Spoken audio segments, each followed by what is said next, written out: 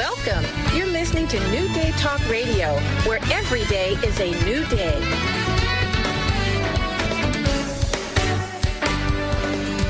You're listening to Consulting to Win with your host, Ralph White. Good morning and welcome to Consulting to Win Radio, coming to you on newdaytalkradio.com. I'm here today with Leanne Farmer, my partner and radio host, and we're here to talk to you about winning in business. And we define winning as results that you can be accountable for. Winning is a win-win in a business game. You know, things that you design to be results that you're committed to and that you go out and produce them. So we consider business to be a game, and that we're playing that game to create possibilities with our customers and with our employees and with everyone in the game, and we're set up to have everyone win.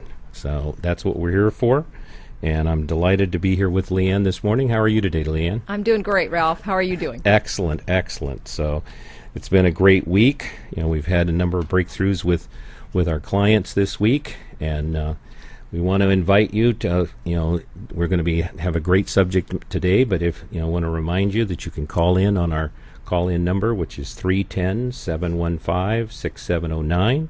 We're here to have you experience what it's like to work with a business coach. Leanne and I are both business coaches. We work with people to cause extraordinary results in their business.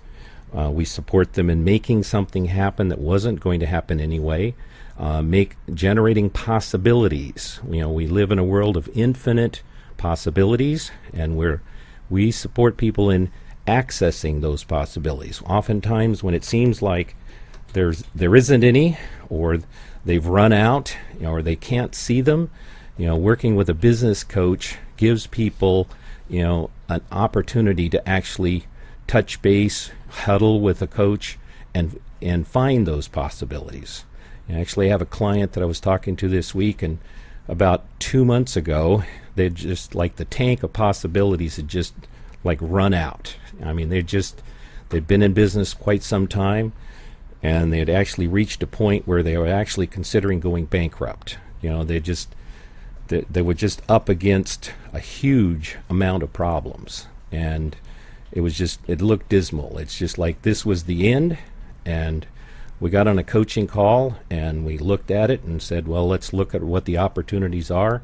Let's look at what the possibilities are. And they said, Ralph, this is it. And I said, well, okay. I said, go talk to the bankruptcy attorney and see what the possibility is there. And they did. And then we got back on another coaching call, and they actually determined it was going to cost about $150,000 to go bankrupt, and they didn't have the $150,000. Wow. So, so they decided, well, we can't afford. Things are so bad, we can't afford to go bankrupt. So I said, well, then we need to find another possibility. Right.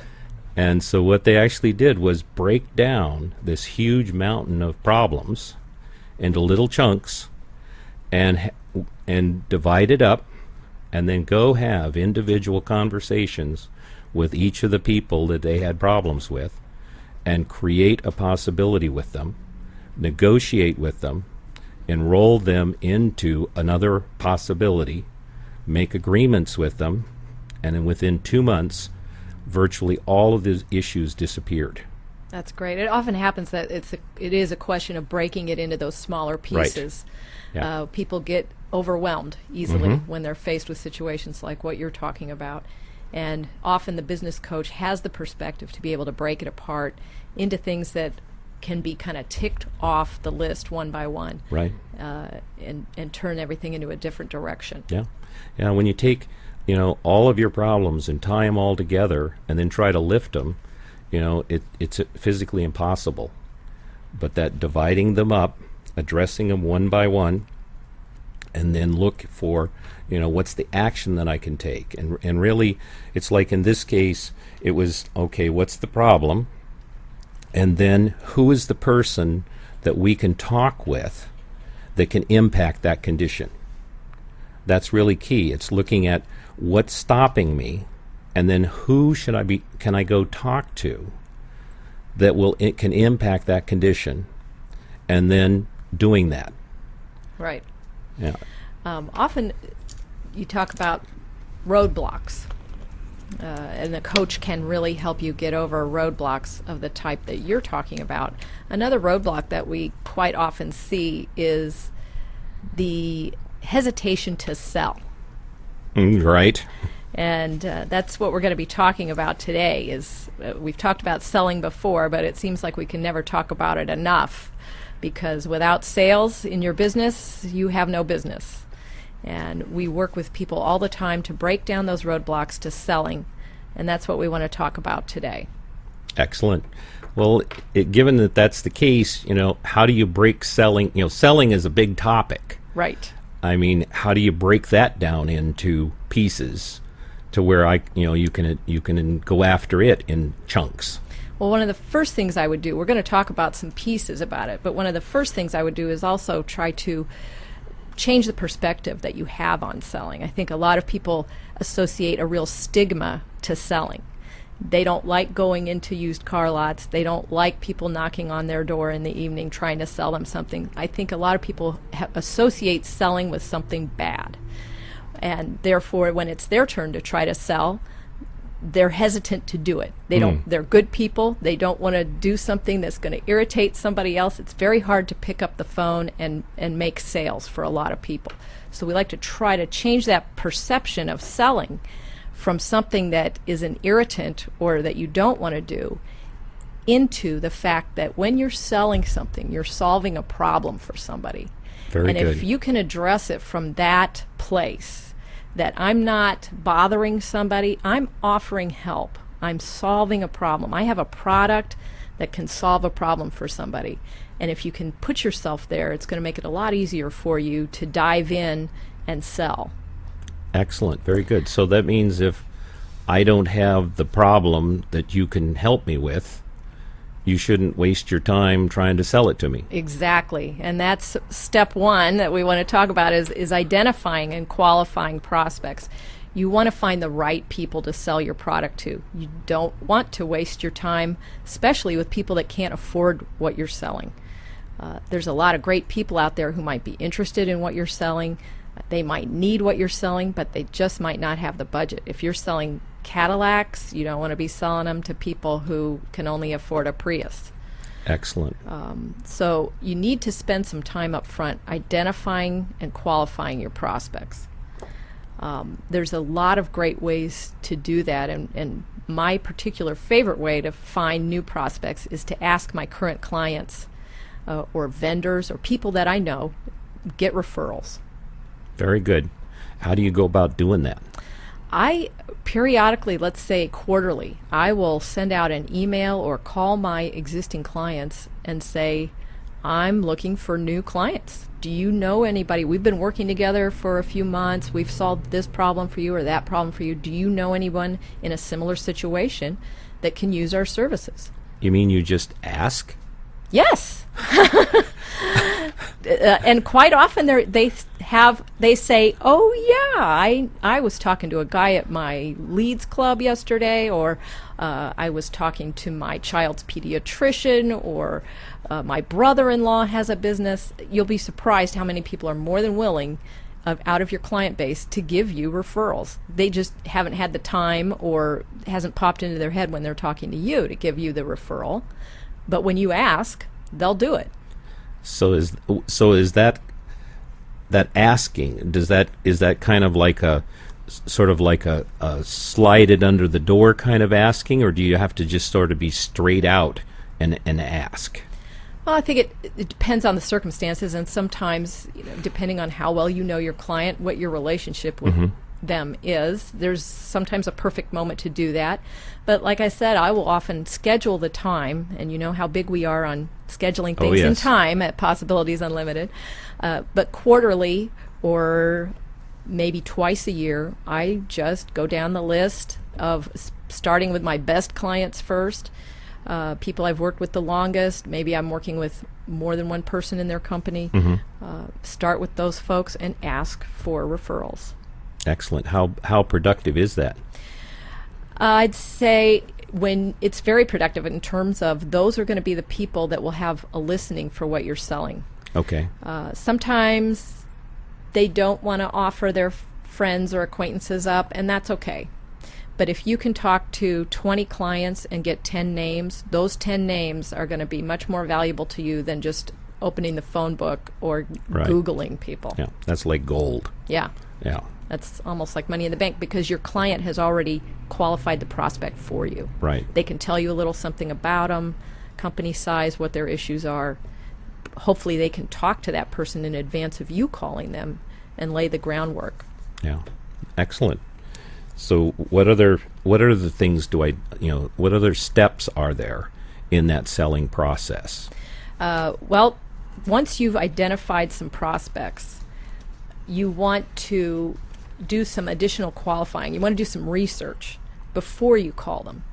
Obviously, you want to maybe Google their company. Google is such a wonderful research tool because you can find out so much on the internet about companies from their websites, from the public information they have out there, to learn the company size, what their issues are. You might be able to see their annual report. I love reading the biographies of the key players. If those are there, always read those. Where did they go to school? How long have they been with the company? Is it their company? Why did they start the company? Excellent. The About Us section on a website has got a lot of great stuff in there to give you an inroads to say, hey, I read your website. I saw you started this as a family business 20 years ago, and that your son is getting ready to take over. You may be going through a period of transition. Have you considered working with a coach to help you do that? Excellent. So you really believe in actually before you talk to the customer to really find out as much as you can about them. So it's almost like you're in a relationship with the customer before you've even picked up the phone to talk to them. Right, before they even know it. Right. I think that for a couple of reasons. Number one, it gives you an advantage over someone else that hasn't done the homework. Number two, one of the other things we're going to talk about is it helps to have a reason to call.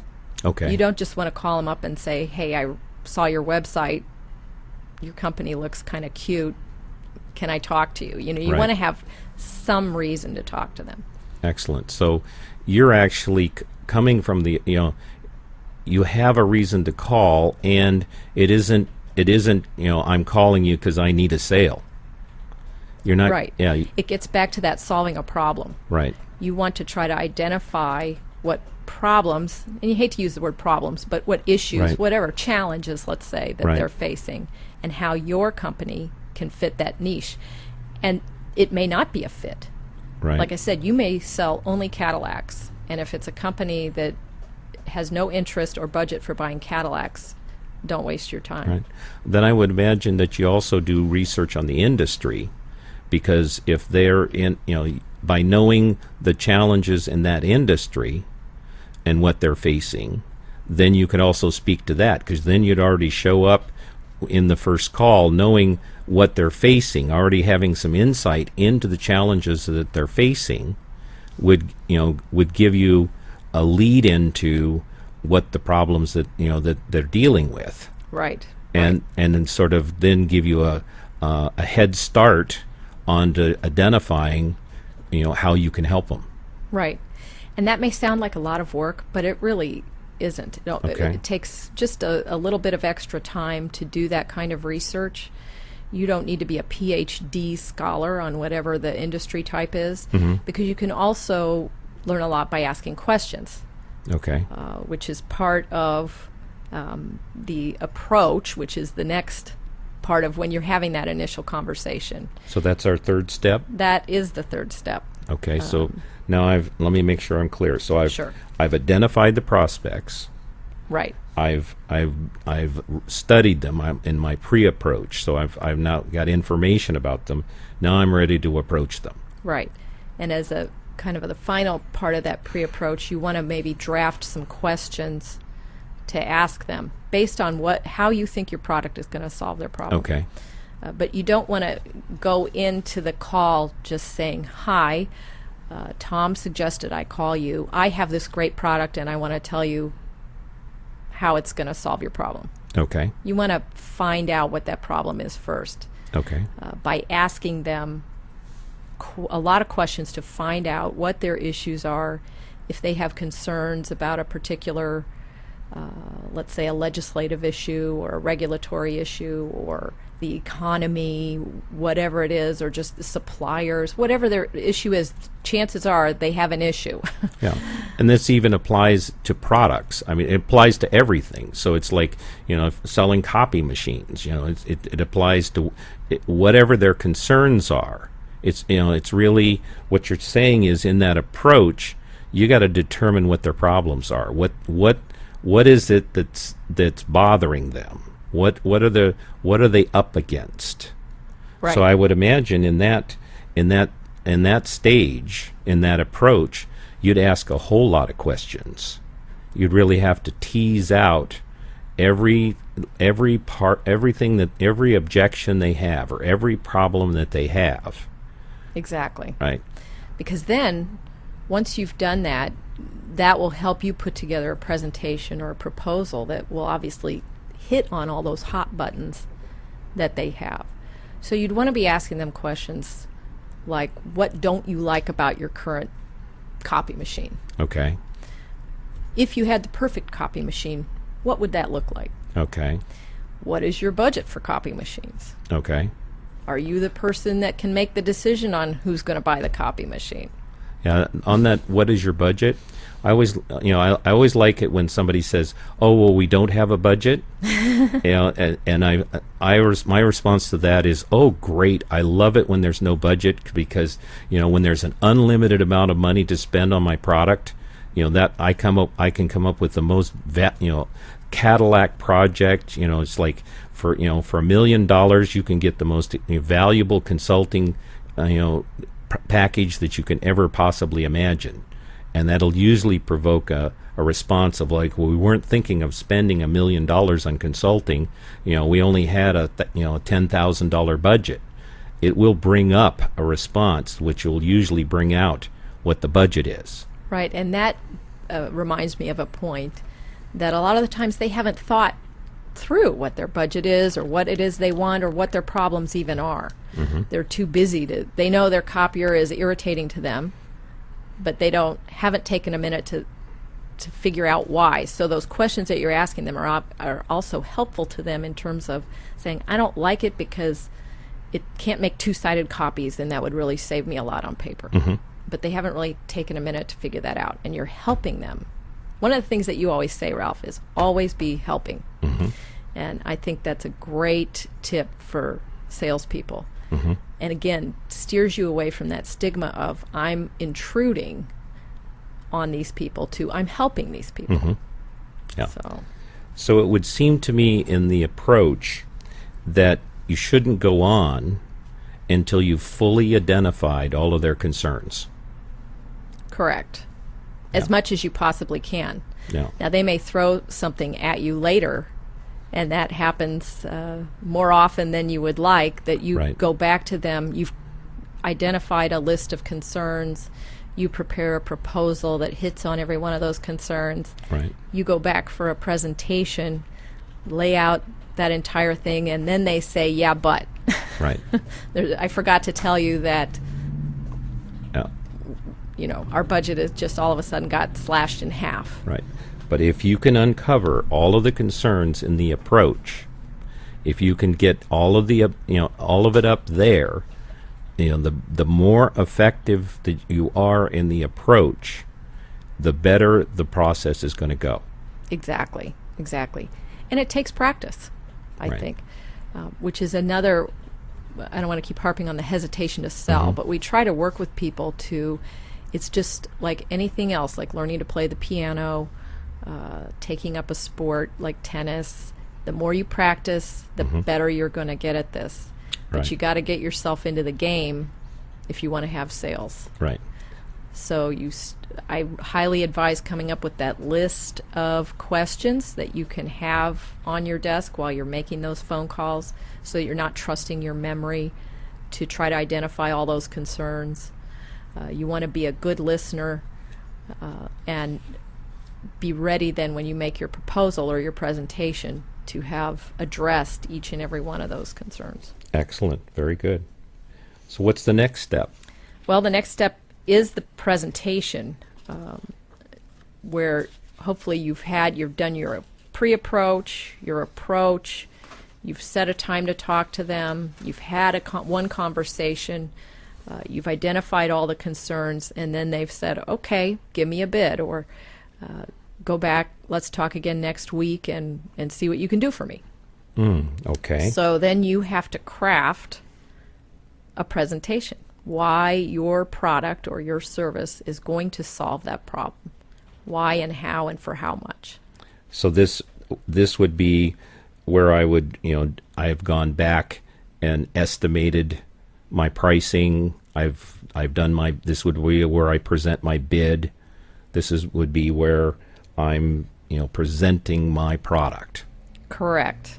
Okay. And kind of the features benefit conversation. Okay. Identified their big concern was the copier doesn't make two-sided copies. Well, my copier that I think is going to be the best fit for your problem makes two-sided copies, and it does it for 1/3 less energy than you're currently using. Okay. And kind of go down the list of all the features and benefits that they were interested in. Okay. Try to start with the big ones first, and then go down to the little ones. Okay. You also want to set yourself apart from the competition in some way. And there's multiple ways for doing that. I like the method of saying what's different about us. I don't like talking about the competition. Right. I never want to badmouth the competition, because that really sets a bad tone to the conversation. But I like to say what's different about us is this. What's different about us is this. I like that method of distinguishing ourselves from the competition. Right. Okay. And I think that's important. Always try to take the high road. Right. I think that's good advice. People tend to be good people, and they'll appreciate that in someone that isn't trying to give them a hard sell. And who knows, that competitor may be their brother-in-law. Right. You just never know. Exactly. So you want to distinguish yourself, not only your product, but your company. Okay. What's our next step? The next step then is handling objections. Okay. Because usually there will be some, even if it seems like a slam dunk that your product is the perfect answer to their needs. I think a lot of times clients want to feel like they have the upper hand in the situation, and so they will come up with objections, whether they mentally really have them or not. But you want to be ready for that. And they may have legitimate objections. Mm-hmm. Well, I actually say that you want objections. Okay. You want to force up objections, because there are going to be there. And if you don't force them up, you won't make the sale. The objections are what's standing between you and making the sale. If they don't give you their objections, you will never make the sale. So if you can force up the objections, the price is too high, it's the wrong color, the delivery's too long, it isn't exactly what I want, I don't like the color of your hair, whatever the objection is, you want to provoke that objection. There's in every sales process there is usually a reaction. And I want to provoke that reaction. And how do you do that? Well, I push on it. Like I usually, I know there's going to be a reaction to the price in a sales conversation, so I actually stick the price up front. Right. In other words, when I'm talking about it, I put the price of working with me up front, so that if there is I know there's going to be a reaction to it. So that if the client says, oh my God, I would never spend that much to work with a business coach, I'm not going to spend 2 hours selling somebody something to find out they would never spend that much money to work with me. I want to get that reaction up front so I have time to deal with it in the sales conversation. I've spent 2-3 hours enrolling people and working with me to only find out they don't have the budget to work with me. Right. So I push it up front, get the reaction, and then give them the value and the benefits of working with me in order to overcome the objection. Because if you don't address, it's overcoming the objections. It's listening to that objection, hearing the objection, repeating the objection, and then listening to it, and then responding to it. You don't want to run from the objection. Right. You want to face it, and then respond to it.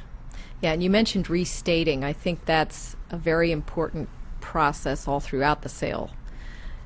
From the first call through the handling objections, you want to make sure that you're talking apples to apples, that you want to show them that you've heard what they've said, that you understand their concerns, you understand those objections, and that everybody understands what's being said and what's being proposed. Mm-hmm. Excellent. What's our next step? Well, once you've handled all of the objections and you've done your presentation, then it's time to close the deal. Okay. And how do you do that? You make sure that everything is buttoned up, and I would ask for a signed contract. You state when you're going to deliver your product. You agree on the price. And as nice as a handshake is, I believe in a signed contract for services. I think it protects both sides of the table. Okay. Well, I would actually, up at the presentation, I would have asked for the order there, and that would bring up the objections. So I ask, at the end of the presentation, are you ready to buy? Would you like to buy the product? That brings up the objections. In other words, people are happy until you put a contract in front of them and say, would you like to sign here?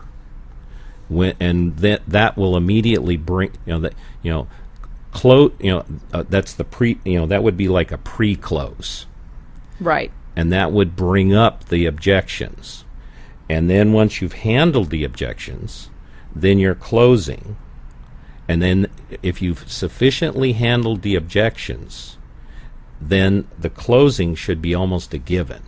Correct. So that way, it's almost like it's just a formality. We've handled the objections. We agree upon the price. We agree upon all of the details. So closing would almost be a given. It's just a formality of we sign the agreement and we go on. Right. I can see that we're going to be working together. I can see that this is a fit for both of us. Right. Let's go forward and make a commitment to this project. Yeah, if I've handled the process thoroughly, and I'm confident in it, and it's always in the sales process. You always want to be confident. I like a presumptive close. I like where yes, and you are the master of the presumptive close. I like by the time I get to that part where I just act as if it's obvious that we're going to close, and I set up our next engagement, the next time we're going to meet, and start proceeding as if we're going to work together.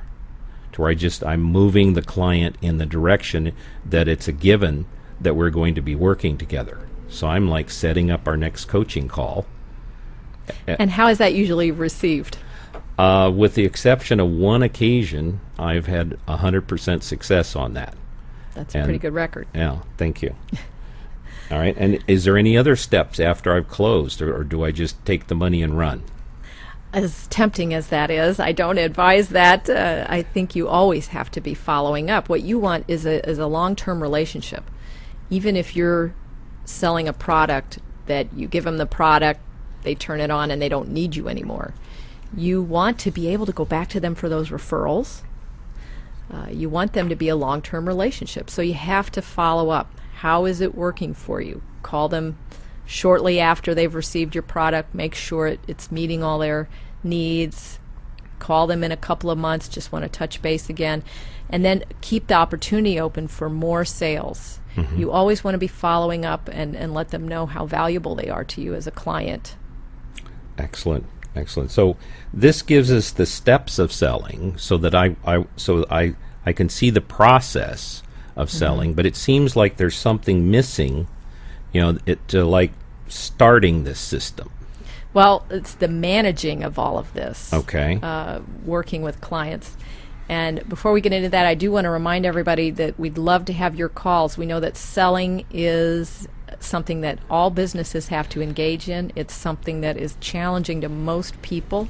We're here to help you with that. Give us a call, 310-715-6709. We'd be happy to answer your questions about selling. Also want to direct you to our website, www.consultingtowin. That's consulting, the number 2, win.com. We'd love to have you check us out and learn more about Possibilities Unlimited and what it's like to work with a coach and how we can help you achieve great results in your business. But the one thing that we need to add into this sales conversation is customer relationship management. There are a lot of systems and methods of doing that, but if you can't remember who your prospects are, or you have a bunch of business cards shoved in a drawer, your effectiveness in following up in the sales process may be hindered. So you've got to have some kind of a system to feed into this sales system. You've got to have a funnel of, some kind of a bucket of opportunities, a pool of opportunities to feed into this sales system. These steps of selling need, a sufficient number of opportunities. Anyone can be a successful salesperson if they have more than a sufficient number of opportunities for selling. Right, and you've got to manage that data.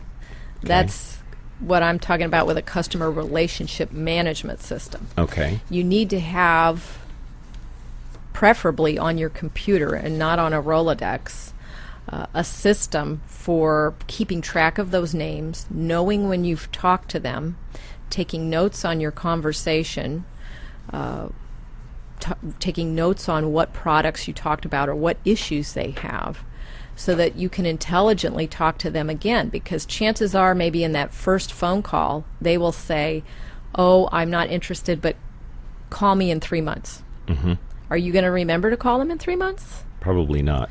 If you have a customer relationship management system that you can flag in your computer and in your calendar, right, to follow up on those conversations, you're going to have a much higher probability of landing those sales. Okay, so how does this system work?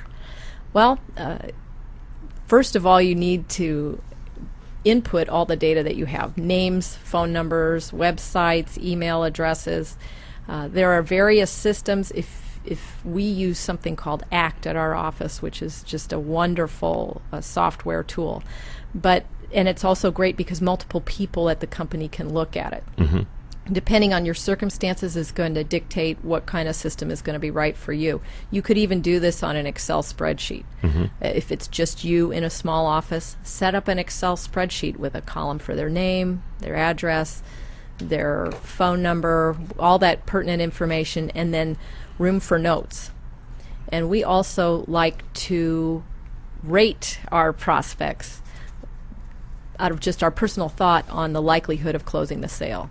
If it's somebody that's been referred to us by a current client, the client has talked to this prospect, the prospect needs our service, there's a pretty high likelihood we're going to land that sale, as opposed to somebody that we just picked up their business card at a conference. They've never met us, they don't know anything about us. Sure, I'm going to call them, but right, the likelihood is much lower that I'm going to be able to convert that. Yeah, there's something in, if you look at a prospect and you say, what is the probability on a scale of 1 to 100 of me landing that prospect, there will be a number that comes up in your mind, and you just pick that number, 0 to 100%, and we just work in 10% increments. But it's like, okay, well, there's an 80% chance or a 90% chance. Right. Pick that number and then put it we down. go back to Right. it's that talk about fishing with the right bait. Right. If you fish more with those 80% people, spend more time on the 80% people than the 10% people. Exactly. You're going to have more results. Right. And the talking with the people, like you do a lot of, in your conversations with the people, you get a better sense of whether or not they're going to register or not, or whether or not they're going to sign up or not. Right. And you can get a lot out of those conversations that may seem like it doesn't have anything to do with what you're selling.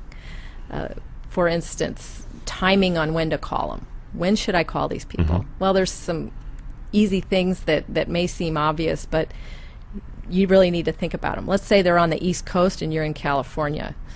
If you call them at 5 p.m. California time, they're not going to be in the office. Right.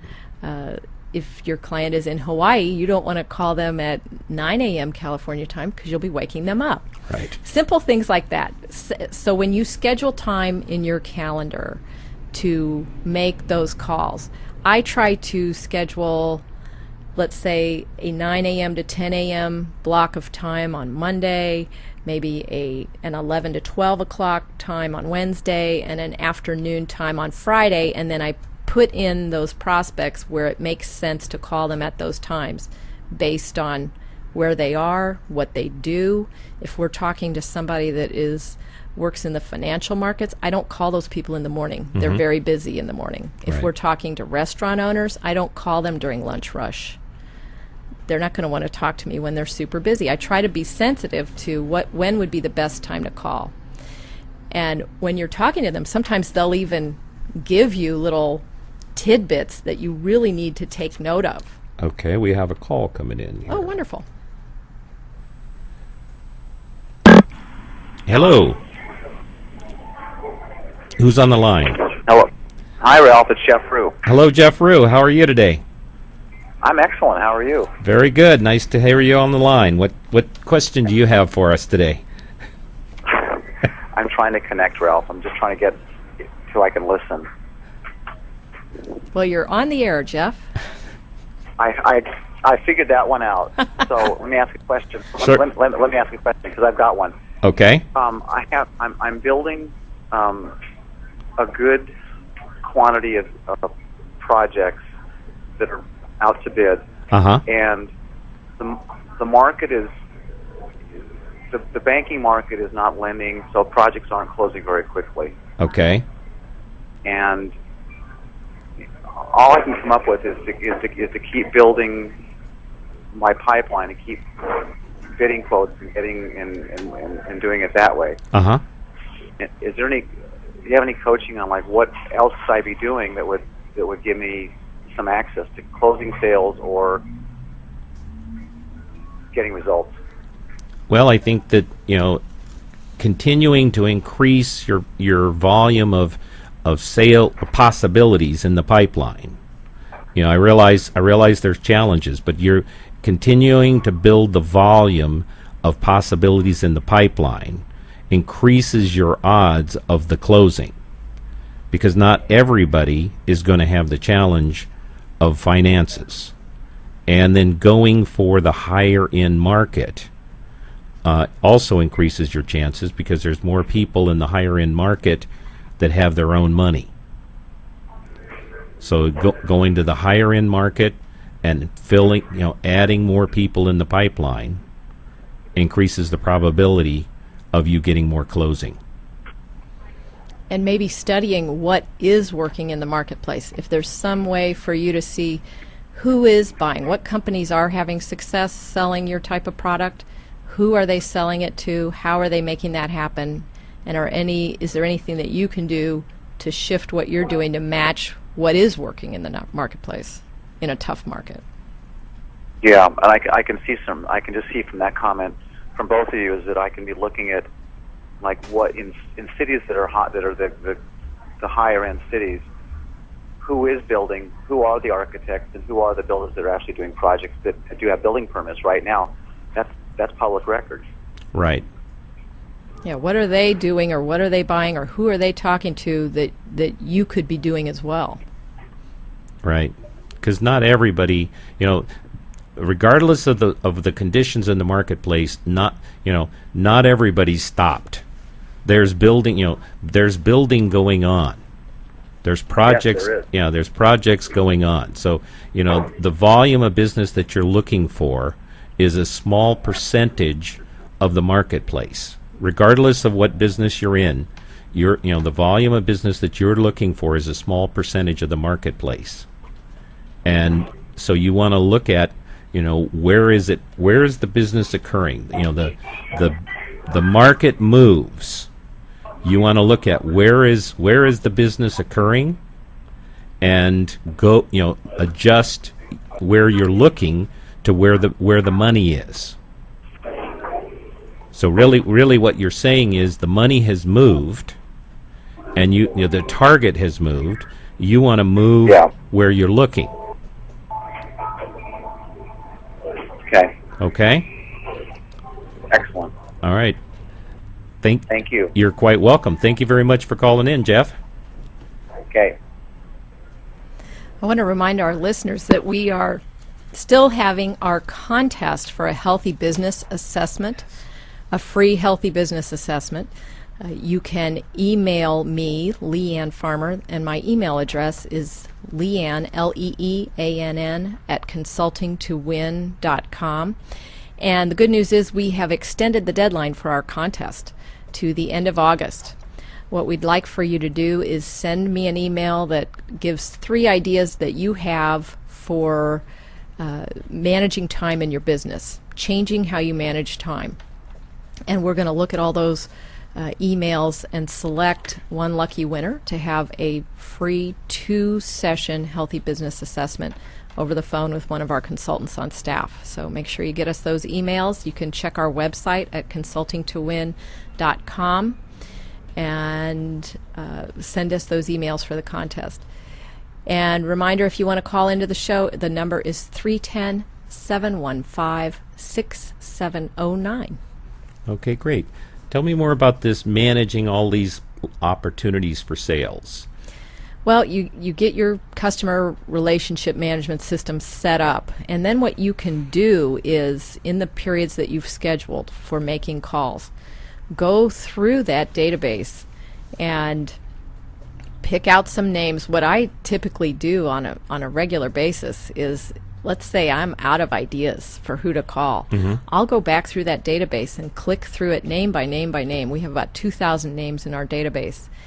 And I will always find somebody that I haven't talked to that's kind of slipped my memory, because the problem is it's very impossible for you to remember everybody you've ever talked to, every business card you've ever picked up. This is a great way to manage that. And I'll find somebody, and we will have come up with a new training program that we're offering, and it'll be perfect for them. And I will have forgotten all about this person, but I'll have right there in front of me notes of when I last spoke to them, what their issues were, what kind of company they're in, how we worked with them before if they were a previous client, and it will just be a light bulb for me to give that person a call. Excellent, excellent. I actually have made a list of where do opportunities come from, because what I notice for myself is, there's this paralysis that comes over my mind when I don't have sales. Right. Sales is a interesting game. It's like you have a great sales period, and then what do you get? A new month with a 0 to start over with. Exactly. Or you have a lousy sales period and you get a new month with a 0 to start over with. So in the game of sales, you've got to constantly be generating a way of thinking that you're starting from 0, building up. You're constantly got to generate a mindset of I'm in a new game, and I'm playing this game from 0, building up sales. And you don't get to keep your wins. It's like you're only as good as what you're doing now. There's no long-term, winning in it. You've always got to be generating more sales. But you got to think of it like a game. Right. And you can't take it personally. No. Either. No. Because I really advise being personal and getting to know your clients, getting that personal information, but don't take it personally if they don't buy something from you. Right. Again, shifting your focus from it being an intrusion to being a game that you want to win for yourself and your company and for your client. Right. Because you are solving a problem. That's a win for them as well. And it's the key